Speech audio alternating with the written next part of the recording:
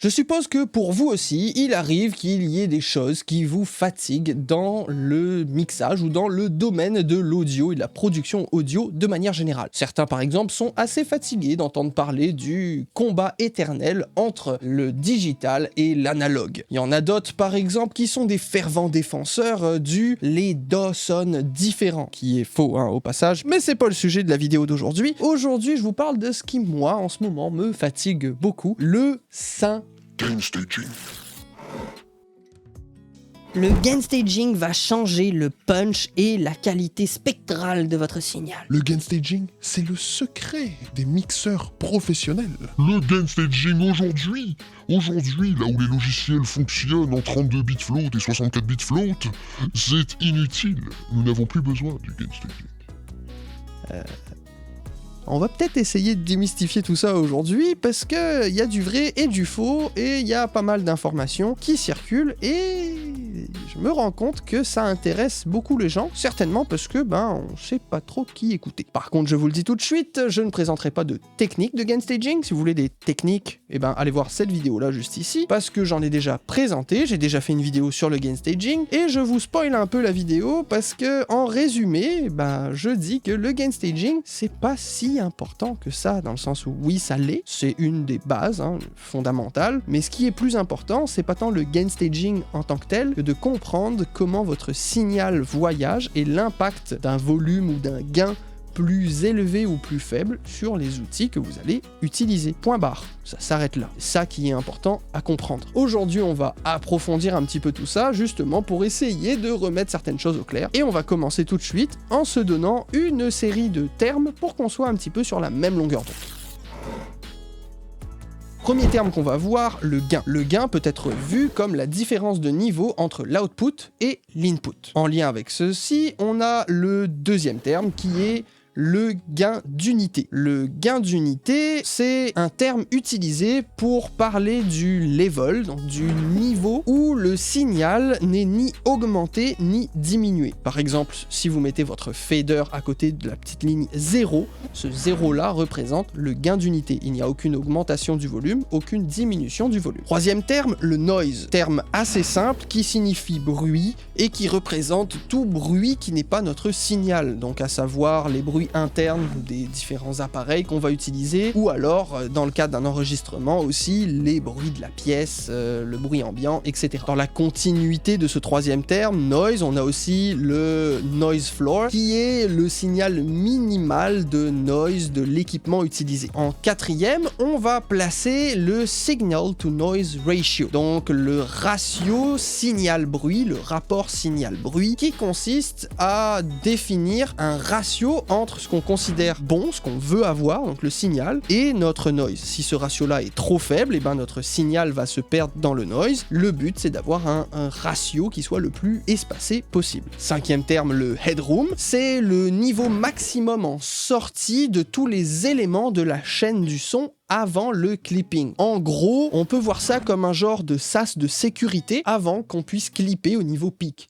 En gros, on va se laisser du volume ou du gain pour pouvoir travailler. Et le dernier terme, c'est décibels, les fameux dB. Alors c'est un peu compliqué parce que dB, en fait, tout seul en lui-même, ça ne veut rien dire. C'est une unité de mesure permettant de donner une valeur de volume, mais dB tout seul, c'est comme si que je vous dis, c'est 30%. Mais 30% de quoi? Il me faut une valeur étalon, il me faut quelque chose pour pouvoir saisir l'importance de ce pourcentage-là, sinon ça ne veut rien dire. Et là, au niveau des dB, il y en a différents. Les dBFS qui sont full scale, les dB VU, le dB RMS, LUFS, etc., etc. Moi, du côté mathématique et technique, je ne vais pas rentrer dans tout ça. Si vous voulez des explications plus poussées en français sur tout cet aspect-là, allez voir la chaîne juste ici ou dans la description Delta Sigma TV qui explique le tout de manière très propre, très mathématique, très électrique et c'est vraiment parfait pour comprendre vraiment le concept en arrière. Dans notre cas, la seule chose qui va nous intéresser pour la vidéo, c'est le 0 VU, qui sera un peu notre référence optimale entre guillemets sur mon VU meter, que je vais calibrer à une certaine valeur en dBFS. Donc le dBFS, lui, ça nous intéresse aussi pour full scale, c'est l'unité de mesure de volume au niveau digital. Quand on dépasse 0, c'est du clipping numérique et c'est dégueulasse. Ça sonne pas bien, on n'en veut pas. On va commencer par un petit peu d'histoire en expliquant pourquoi le gain staging était important et pourquoi en fait on ne se posait même pas la question, on le faisait naturellement parce qu'en fait à l'époque du tape, lorsqu'on enregistrait avec les différents outils qu'on avait, les différentes technologies aussi qu'on avait, et ben les appareils avaient un noise floor relativement élevé. Ce qui veut dire que si on n'enregistrait pas assez hot, donc assez fort avec un gain assez élevé, on ne pouvait pas maximiser le rapport signal-bruit. C'était primordial d'avoir un signal très très fort à la limite de la saturation pour que le noise floor ne soit pas un problème. Si notre enregistrement était trop faible, et ben malheureusement le signal n'était plus vraiment utilisable car trop proche du noise. Par moment, on allait même chercher le niveau de saturation car c'était de la saturation analogique et cela rapportait quelque chose de plaisant au signal et c'était pour des raisons créatives uniquement. Ensuite est arrivé tranquillement l'ère du numérique et avec les nouvelles technologies et aussi les nouveaux appareils, et ben ça nous a un petit peu forcé à changer notre approche au niveau du gain staging. Aujourd'hui, les outils qu'on utilise, que ce soit les interfaces audio, les compresseurs, les EQ, les préamps, bref, la plupart des choses qui sont fabriquées aujourd'hui ont un noise floor qui est très très faible. Ce qui fait que par défaut, c'est beaucoup plus facile et on n'a plus besoin naturellement d'aller chercher un gain aussi fort parce que le noise floor est déjà très très faible. Et quand on rentre au niveau numérique, c'est encore plus large et on a encore plus de liberté. Le clipping, quant à lui, au niveau numérique, donc la saturation numérique, ce n'est pas une saturation qui est agréable, c'est juste dégueulasse. Et à moins de vouloir l'utiliser pour quelque chose de vraiment très créatif, comme un beat crusher par exemple, ben on n'a pas intérêt à aller clipper quoi que ce soit au niveau numérique. Maintenant, quel est l'enjeu du fameux gain staging ? Eh ben, c'est tout simplement un enjeu d'optimisation du signal et d'optimisation du rapport signal-bruit. Le but est d'avoir le signal le plus élevé ou le plus propre, le plus utilisable possible contre un noise floor qui soit le plus faible possible ou un noise qui soit le plus bas possible. Sauf qu'il y a quelques petites différences avec l'enregistrement et le mixage. À l'enregistrement, le tout va se jouer principalement au niveau de notre chaîne, donc préamp, EQ, compression, etc. Et le but va être tout simplement de gérer toute étape qui va nous ajouter ou nous enlever du gain pour pouvoir avoir quelque chose d'agréable. Et ce fameux agréable-là est un petit peu sujet à interprétation. Il y a une technique qui consiste à avoir un guide, et je le répète, c'est un guide, il n'y a rien d'absolu, qui consiste à enregistrer entre moins 18 dB et moins 12 dB FS, donc full scale, tout en s'assurant que nos pics ne clippent pas et en se laissant un petit peu d'espace au niveau pic. Fait que typiquement, on va se laisser du headroom 3, 4, 5, 6, 10 dB dépendamment de ce que vous avez l'habitude. Si vous n'avez pas l'habitude, je vous conseille tout simplement de vous laisser au minimum 6 dB de headroom pour vous habituer à travailler de cette manière-là. Et ensuite, vous allez peut-être adapter votre enregistrement. Au niveau du mixage maintenant, l'enjeu est un petit peu différent, quoique c'est le même concept. C'est juste que là, on va venir traiter ou contrôler notre gain à chaque étape où on va avoir quelque chose qui peut affecter notre volume. C'est-à-dire le clip, la piste en tant que telle, est-ce que notre piste clip, est-ce que nos bus clip, est-ce que nos plugins clip en input et ou en output, fait qu'il va falloir contrôler le signal qui rentre dans ton plugin, le signal qui sort dans ton plugin et qui rentre dans l'autre plugin et qui ressort, bref, vous comprenez l'idée. Et le plus important au niveau du mixage, c'est de ne surtout pas clipper le master bus. Parce que le master bus, lui, s'il clip, c'est du clipping numérique et c'est dégueulasse. Dans tous les cas, que ce soit en enregistrement ou en mixage, il y a différents facteurs qui vont influencer votre choix, entre autres le style de musique. Par exemple, lorsqu'on va être dans du classique, de l'orchestral ou des choses comme ça, il est très rare qu'on va enregistrer toutes les sections au même volume. On va faire tout de suite à l'enregistrement une genre de balance de volume, tout simplement parce que c'est comme ça que cette musique-là est mixée par la suite et ça fait juste accélérer le processus. Par contre, dans d'autres styles, comme par exemple du EDM ou du pop, il arrive régulièrement que le tout soit enregistré fixe, et que tous les volumes seront à peu près similaires, et lorsqu'on va faire play, quand on reçoit la session à mixer, si on baisse pas les gains, on va clipper le master bus. Pourquoi je vous parle de ça ? Tout simplement parce qu'il y en a qui vont vous dire que c'est absolument pas possible et c'est pas professionnel d'enregistrer à un volume fixe chaque piste séparément. C'est faux, ultimement, dans le sens où ça se fait et ça marche. Est-ce que c'est la meilleure façon de faire? Je ne sais pas, je n'étais pas là lors de l'enregistrement de cette pièce-là. Peut-être qu'on aurait pu faire différemment. Mais c'est pas si compliqué de ça que de prendre les clips puis de baisser les gains et juste ensuite commencer à travailler par la suite. Bref, c'est beaucoup plus simple qu'il n'y paraît de contrôler ces choses-là. D'ailleurs, j'ai un exemple pour vous. Ici, je vous présente une session, donc Gone by Chase K, qui est disponible sur la chaîne Produce Like a Pro, lien dans la description, où on va voir juste au niveau de la waveform, donc ça a été enregistré dans des studios ultra professionnels, ultra quali, et on voit tout de suite au niveau de la waveform que tout est enregistré très fort. Et que là, je suis au plus faible, là, au niveau de l'affichage, ok, et on voit tout de suite que on flirte quasiment avec la distorsion pour certaines choses, tout est enregistré ultra fort, et pourtant c'est enregistré chez les pros. On voit une certaine tendance à avoir été habitué à enregistrer le plus hot possible, comme au niveau analogue par exemple. Et si je fais play comme ça, et ben je vois très vite que je distorsionne ici, et si je vais voir au niveau de mes émetteurs, je vois que je distorsionne vraiment beaucoup. Et ben c'est pas grave, la seule chose que j'ai à faire, c'est prendre tout le monde, diminuer tout le monde, et ensuite, au grand miracle de la vie,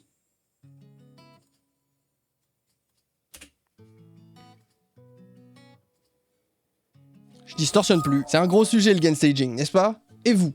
Est-ce que vous faites du gain staging? Et si oui, comment est-ce que vous l'approchez? J'aimerais savoir comment vous vivez le gain staging au quotidien de vos productions. Dites-le moi en commentaire. Si jamais vous ne faites pas partie de la communauté, je vous invite très fortement à cliquer sur le petit bouton s'abonner juste en dessous et à activer la cloche pour ne rien manquer des prochaines vidéos, mais aussi des annonces de live, car on est en live tous les samedis ensemble pour du mix ou de la prod. Aussi, il va y avoir du contenu réservé aux membres qui va apparaître au fur et à mesure que je le mets en place, parce que c'est quand même pas mal de boulot. Bref, vous allez voir du contenu apparaître réservé aux membres spécifiquement, si jamais vous voulez soutenir la chaîne et avoir du contenu exclusif. Aussi, dans la description, vous allez retrouver un lien vers DistroKid, un distributeur en ligne pour pouvoir distribuer votre musique sur toutes les plateformes de streaming ou presque, en tout cas les plus connues, c'est sûr, 7% de rabais sur votre abonnement, plein d'outils de communication, de publication, etc., etc. Bref, c'est un outil génial. Si vous passez par ce lien-là, ça vous aide parce que vous recevez un rabais et ça m'aide parce que c'est un lien direct partenaire avec DistroKid. Merci et on continue notre petit sujet un petit peu tentant. Maintenant, creusons un petit peu le mixage en tant que tel et surtout la différence, parce que pour moi c'est ultra important, entre in the box et out of the box. In the box, ça veut dire qu'on travaille uniquement à l'interne du logiciel sans aucun matériel externe. Si jamais vous faites un mix entièrement in the box et que les seuls plugins que vous utilisez sont des plugins digitaux, entièrement numériques, avec aucune émulation de quelque appareil analogique que ce soit, et ben en vrai le gain staging, c'est vrai qu'on s'en fout un peu parce que généralement ces outils-là fonctionnent en 32 bits float ou 64 bits float, ce qui signifie que techniquement du clipping, c'est pas réellement possible. Et en gros, on a tellement de liberté de volume que c'est plus vraiment utile. Fait qu'on peut juste s'assurer de ne pas clipper le master bus, et tant qu'on clippe pas le master bus, on peut faire un peu ce qu'on veut. Sauf que c'est très rare qu'on mixe uniquement avec des outils qui sont tous en 32 bits float, 64 bits float et qui sont uniquement numériques. Généralement, on va avoir des plugins qui émulent des appareils analogues. Et ben à la seconde où il y a ça, il y a aussi une façon de fonctionner qui se rapproche du système analogue, ce qui veut dire que si on rentre trop fort dans un plugin et qu'on pousse l'input, on risque de saturer le plugin. Les émulations de consoles comme les SSL par exemple réagissent très bien à ça. Si on pousse l'input, ça se met à saturer. Cette saturation-là peut être agréable ou non, à vous de décider. Mais il faut être conscient de cette différence-là entre des plugins qui émulent de l'analogue ou des plugins entièrement numériques. Auquel cas, il faut contrôler mieux son gain. Ensuite, si on passe out of the box, donc avec du matériel, des appareils physiques, je comprends les techniciens qui aiment enregistrer avec quelque chose de très fixe. Il y en a beaucoup, des studios très connus, y compris dans les plus gros studios, qui ont pas mal de setup, qui ont pas mal d'outils qui sont configurés de manière fixe. Les compresseurs sont setés de telle manière, les préamps, les outils de saturation, bref, plein de choses qui sont pré-shot à un certain niveau, à certaines configurations de base, où ils vont pouvoir changer quelques petits trucs, mais qui sont un point de départ fixe. Et ils savent très bien que avec un gain entre temps et temps, mettons moins 18 dBFS et moins 12 dBFS, tel compresseur, il va se mettre à agir tout de suite de telle manière. Et dans ce cas-là, c'est important, même primordial, de faire attention à votre gain staging, tout simplement parce que dépendamment de l'appareil que vous allez utiliser, il se peut que si votre gain est trop faible, vous introduisiez du noise, parce que votre appareil a peut-être un noise floor qui est plus élevé que d'autres plugins ou des choses comme ça. Fait qu'il faut faire attention à ça, et c'est pour ça que out of the box, le gain staging est ultra important. Dans le sens inverse, si vous poussez trop fort, vous allez juste saturer votre appareil. Est-ce que vous le voulez? Si oui, alors faites-le. Sinon, vous êtes juste trop fort et il va falloir changer votre gain. Maintenant, regardons le fameux chiffre magique du 0 VU. On va en entendre parler assez régulièrement dans les différentes vidéos sur le gain staging, et on va associer ça inévitablement à moins 18 dB FS. Et on va essayer de voir pourquoi est-ce que cela est souvent le cas, là, pourquoi est-ce que ça revient. Et aussi, on va préciser que souvent on utilise moins 18 dB. D'ailleurs, je pense que dans ma vidéo sur le gain staging, la première, je dis juste moins 18 dB et j'oublie le FS. Je m'excuse pour ça, c'est une erreur. Bref, on va voir un petit peu pourquoi est-ce qu'on parle de ça, ce fameux 0 VU, et comment est-ce que les plugins, là, je vais vraiment parler au niveau des plugins, réagissent à tout ça. Okay. Si on regarde le manuel du Wave CLA, on va voir assez rapidement que on nous parle about the modeling, fait que comment est-ce que le modeling a été fait, plein de petites informations, voilà comment ça a été conçu, et que c'est fait pour utiliser la façon dont sonne le matériel analogue en tant que tel. Et ici, on nous dit que ça a été conçu de manière à ce que le niveau de référence moins 18 dB FS soit égal à plus 4 dBU, ce qui veut dire que moins 18 dB FS dans le logiciel de son, dans votre DAW ou votre Stan en français, vers l'appareil hardware, va afficher un meter à 0 V. Dans le cas du CLA2A, le 0 VU est équivalent à moins 18 dB FS. C'est ça en gros que ça veut dire. Si jamais on continue et qu'on regarde cette fois-ci du côté du J37, là on va nous dire la formule de tape a été développée entre les années 60 et 70, là où les niveaux d'enregistrement étaient beaucoup plus faibles qu'aujourd'hui, parce qu'aujourd'hui on a beaucoup plus de liberté, et donc il faut faire attention au niveau qu'on va utiliser, et lorsqu'on va rentrer dans le tape, un niveau moyen entre moins 3 et 0 VU, ça va assurer un proper gain structure dans le plugin. Fait que là, ici, ils nous le disent clairement, si tu veux une bonne structure de gain, le mieux, dans la plupart du temps, ça va être d'être entre moins 3 et 0 VU. Si tu dépasses ce 0 VU là, tu vas introduire certainement de la distorsion. Est-ce que t'en veux? Peut-être. Si t'en veux, alors fais-le. Si t'en veux pas, comme on dit en anglais, read the goddamn manual.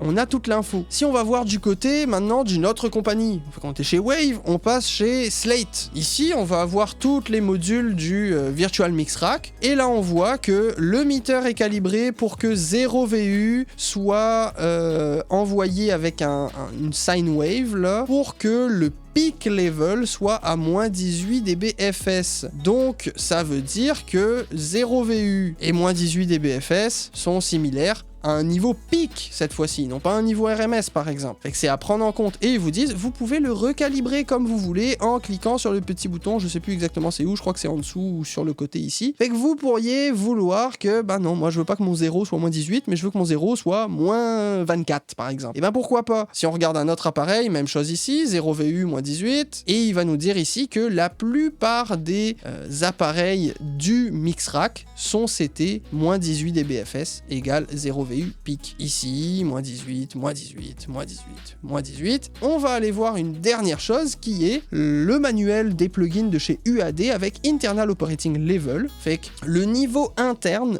optimal entre guillemets pour utiliser les plugins. Et là on voit que la plupart des appareils vont être à moins 18 dBFS, ce qui est un équivalent de plus 22 dBU au clipping, à 0 dBFS. Là. Et on va voir certaines spécificités pour certains plugins en particulier. Par exemple, leur émulation de tape, le Studer A800, il est à moins 12 dBFS. Pareil pour le LA2A. Le Manley Massive Passive, il est à moins 14. Le Neve, c'est sélectionnable. On peut choisir entre moins 14, moins 18, moins 22. Ici, on a aussi tous ces outils-là, tous ces compresseurs-là, on peut choisir. Est-ce qu'on est à moins 4, moins 8, moins 12, moins 16, bref, etc., etc. En gros, on a toute l'information dans le manuel. Et ce fameux chiffre magique dont on parle, hein, le fameux moins 18 dB qui est moins 18 dB FS qui serait équivalent à 0 VU, bah c'est vrai et c'est pas vrai. Il y a des fois où oui, c'est le cas. Et de manière générale, on se rend bien compte que c'est le cas. La plupart des plugins qui émulent quelque chose d'analogue, je veux dire, là j'ai pris 3 compagnies, mais si je regarde les autres compagnies, il y a de fortes chances, très fortes chances même, que ce soit similaire, qu'on ait ce fameux moins 18 dBFS égale 0 VU. Sauf que c'est pas toujours le cas. Faut savoir que c'est possible de calibrer ce volume-là. Aussi, dans la continuité de ça, on va éviter de chercher à atteindre un niveau absolument religieusement, mathématiquement, là, sans écouter quoi que ce soit. Ok, ça fait juste pas de sens de tout foutre à 0 comme ça, sans réfléchir. Faut réfléchir, faut écouter, faut analyser, savoir est-ce que ça nous aide ou pas. Comme on a dit, c'est un point de départ.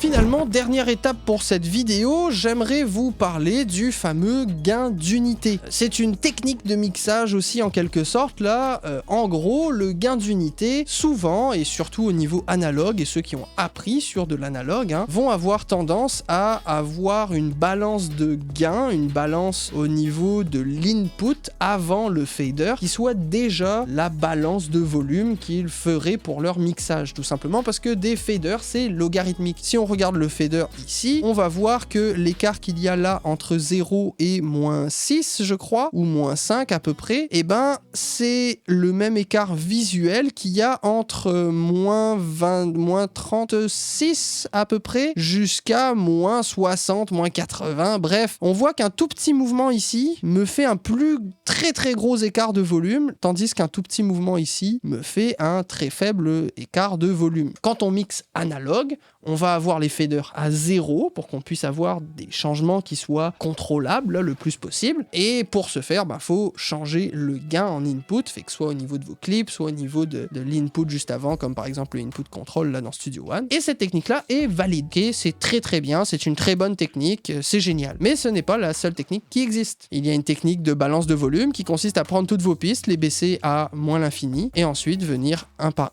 un comme ça, monter les faders et créer une balance. Fait que mixer à gain d'unité, c'est pas la meilleure façon de faire non plus. Il existe d'autres techniques, surtout au niveau numérique. Lorsqu'on rentre dans du mixage entièrement analogique, là, ça change la donne. Le 0, il a des avantages même au niveau électrique. Le signal est optimisé là, pour que quand le fader est à gain d'unité. Donc, mais là, je parle pas du tout de ça. Je parle vraiment, si on mixe avec un logiciel. Si jamais vous avez peur de baisser vos faders, là, rappelez-vous d'un petit bouton magique. Shift. Vous cliquez sur votre Shift dans votre clavier ou CTRL ou Alt ou peu importe c'est quoi le raccourci selon votre DAW. Là, dans Studio One, c'est Shift. Si j'appuie sur Shift et que je me déplace, et ben tout d'un coup, mon fader fait des incréments de 0.1. Fait que cet argument-là de quand on est proche du gain d'unité, c'est plus contrôlable que quand on est en bas du fader, au niveau numérique, c'est juste faux. Parce qu'il suffit d'appuyer sur Shift pour avoir des incréments de 0.1 et c'est vraiment des incréments de 0.1 en termes de volume. Là. Fait qu'il n'y a pas de différence. Et je peux comme ça contrôler très subtilement, même dans le très bas du volume. Mais le but, c'est juste de vous dire, déstressez-vous un petit peu avec tout ça, là. C'est clairement pas ça qui va changer la qualité de votre mix. Comme dirait Andrew Sheps dans une interview, Andrew Sheps, mixeur très connu, dit qu'il ne fait pas de gain staging. En gros, il ne se casse pas la tête à balancer les volumes là, pendant 15-30 minutes, là, à essayer de tout faire. Votre gain staging devrait pas vous prendre plus de quelques minutes, là. Ça devrait suffire.